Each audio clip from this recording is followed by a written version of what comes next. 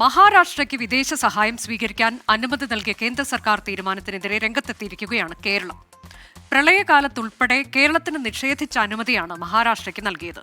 ദുരന്തമുഖത്ത് കേന്ദ്രത്തിന്റെ മാനദണ്ഡം രാഷ്ട്രീയം എന്നതാണ് ധനമന്ത്രി KN ബാലഗോപാൽ വിമർശിച്ചത്. വിദേശ സംഭാവനകൾ സ്വീകരിക്കാൻ മഹാരാഷ്ട്ര മുഖ്യമന്ത്രിയുടെ ദുരിതാശ്വാസ നിധിക്ക് അനുമതി നൽകുമ്പോൾ അത് കേരളത്തിനോടുള്ള കൃത്യമായ വിവേചനം എന്ന പരാതിയാണ് സർക്കാർ ഉന്നയിക്കുന്നത്. കേരളത്തിന് നേരെ കേന്ദ്രത്തിന്റെ സാമ്പത്തിക ഉപരോധം തുടരുന്നു എന്ന സംസ്ഥാന സർക്കാർ വിമർശനത്തിന് പിന്നാലെയാണ് മഹാരാഷ്ട്രയ്ക്ക് നൽകിയ അനുമതി വിവാദമാകുന്നത്. ആദ്യമായാണ് FCRA ആക്ട് പ്രകാരം ഒരു സംസ്ഥാനത്തിന് വിദേശ സഹായം സ്വീകരിക്കാൻ അനുമതി ലഭിക്കുന്നത്. പ്രകൃതി ദുരന്തം, വലിയ അപകടം, കലാപം, ഭീകരാക്രമണങ്ങൾ എന്നീ സാഹചര്യങ്ങളിൽ ദുരിതം അനുഭവിക്കുന്നവർക്കോ വിദ്യാഭ്യാസ സഹായം ആവശ്യമുള്ളവർക്കോ സാമ്പത്തിക സഹായം സ്വീകരിക്കാൻ ഒരു സംസ്ഥാനത്തിന് അനുമതി ലഭിക്കുന്നത് ഇതാദ്യമായാണ്.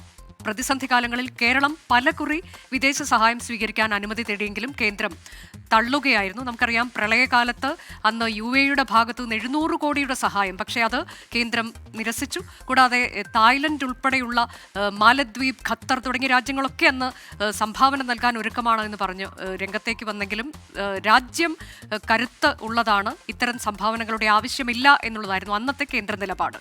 വിദേശ സംഭാവനകൾ രാജ്യത്തിന്റെ ആഭ്യന്തര സുരക്ഷയെ ബാധിക്കുന്നില്ല എന്ന് ഉറപ്പുവരുത്താൻ ആഭ്യന്തര മന്ത്രാലയം FCRA വഴിയാണ് വിദേശ സംഭാവനകളെ നിയന്ത്രിക്കുന്നത്. ഒരു അസോസിയേഷനോ NGOയോ വിദേശ സംഭാവന സ്വീകരിക്കാൻ ഉദ്ദേശിക്കുന്നുവെങ്കിൽ 76 നിയമപ്രകാരം രജിസ്റ്റർ ചെയ്യണം. 76 നിയമം പിന്നീട് റദ്ദാക്കി 2010 പുതിയ നിയമം കൊണ്ടുവരികയായിരുന്നു. 2020 അത് ഭേദഗതി ചെയ്യുകയും ചെയ്തു.